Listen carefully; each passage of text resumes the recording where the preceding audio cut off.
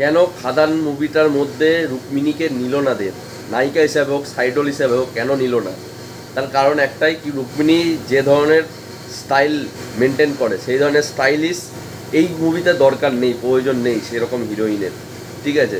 তাই জন্যই রুক্মিণীকে নেয়নি দেব। কারণ দেব এখন ভাই যে লেভেলের মানে কাজ করছে, সব কিছু নিজে নিজে করছে, সব কিছু নিজে ঠিক করছে যে এই রোলের জন্য এ পারফেক্ট। আর দেব যেগুলোকে চয়েস করছে, চুজ করছে, মানে ভাই একদম মারাত্মক লেভেলের, একদম সেই অ্যাক্টার সেই জায়গাটায় পুরো ফিট হয়ে যাচ্ছে। যেমন যিশু সেনগুপ্ত বলো, ঠিক আছে, তারপরে বনির জায়গায় তো জানোই কাকে করেছে, আর কিছু বলবো না তাকে নিয়ে, ঠিক আছে? সে মারাত্মক লেভেলের অ্যাক্টার করেছে ভাই, নতুন একটা হিরো পাবে মনে হচ্ছে বাংলা সিনেমা।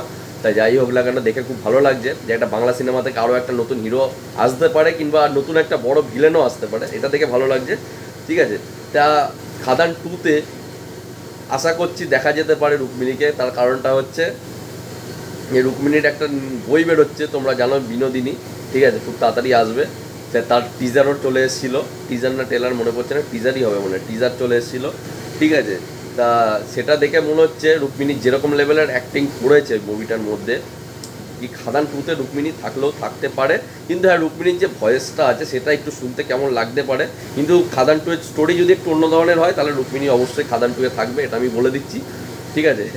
তার কারণ একটা আছে, তার কারণটা হচ্ছে সেটা বলবো না তোমাদেরকে, তোমরা নিজেরা জেনে নাও, কারণ কিছু নেই, সেটাই হচ্ছে কথা। তা দেখে ভালো লাগছে, ঠিক আছে?